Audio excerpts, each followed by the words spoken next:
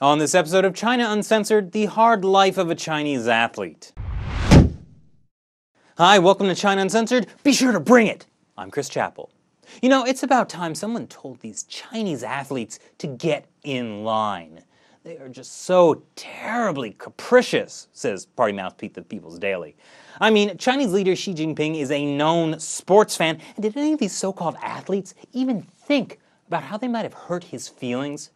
That's why ever since he assumed power last fall, the People's Daily has taken it upon itself to publish article after article pointing out the terrible capriciousness of athletes who have the nerve to say, I'm sorry, it makes me sick to even say it, think they have individual thoughts. Excuse me. Case in point, Li Na, not Lena, Li Na. She's the 6th-ranked female tennis player in the world according to the Women's Tennis Association. Look at how capricious she is. She dared to say she plays tennis for herself and not for her country. I think we have a clip of that.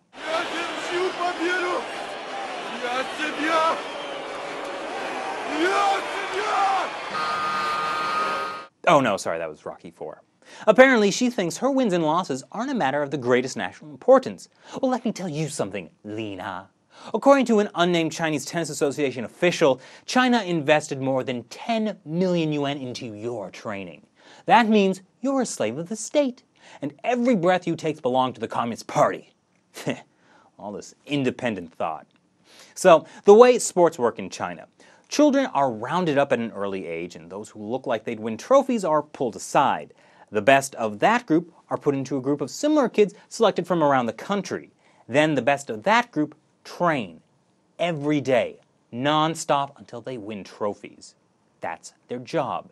They exist to win trophies and titles for China. That's basically what happened with martial arts movie star Jet Li. When he was in 1st grade, he was put in a wushu class. After a year, almost 1,000 kids were cut, leaving him and about 20 other students. After he won his first national competition, he was pulled from school so he could be trained non-stop. And these kids, it didn't matter if you were injured, you still trained. Jet Li once trained for 2 days after breaking the bone in his foot clear through, because you can't stop training.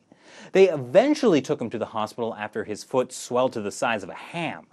When he came back with a cast from the waist down, they just put him to training his upper body, obviously. You might be getting an idea of why Li Na's statement about actually enjoying tennis for herself would cause some waves, and why, after she won the French Open in 2011, the Central Propaganda Department issued orders to Chinese media to, quote, stop hyping Li Na's win.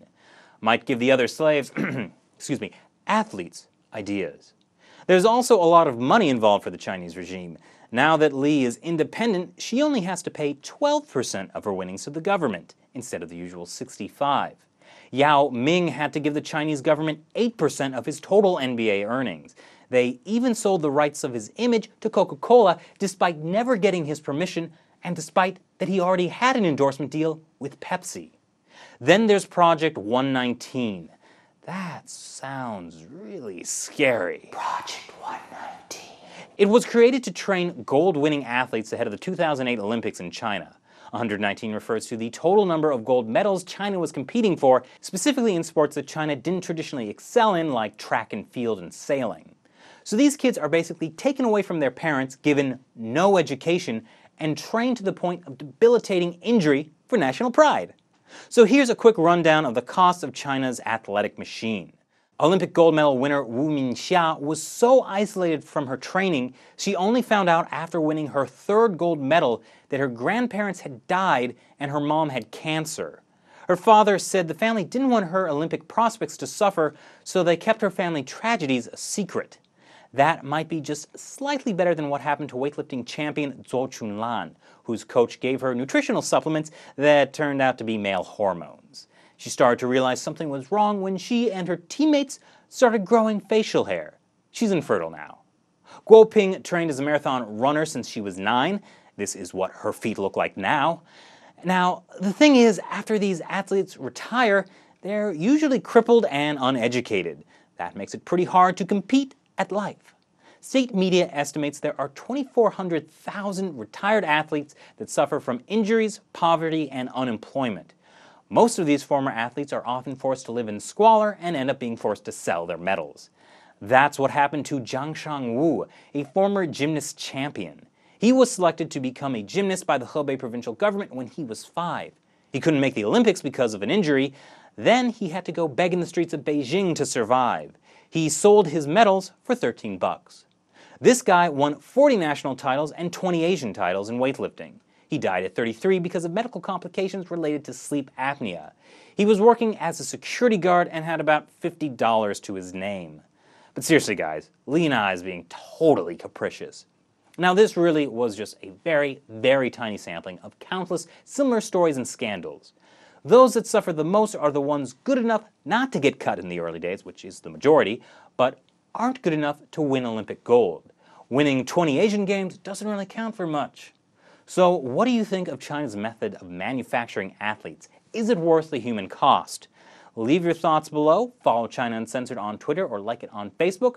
Right now, I'm going to go out and play some basketball, not to win medals, but just for fun. Because sports should be fun.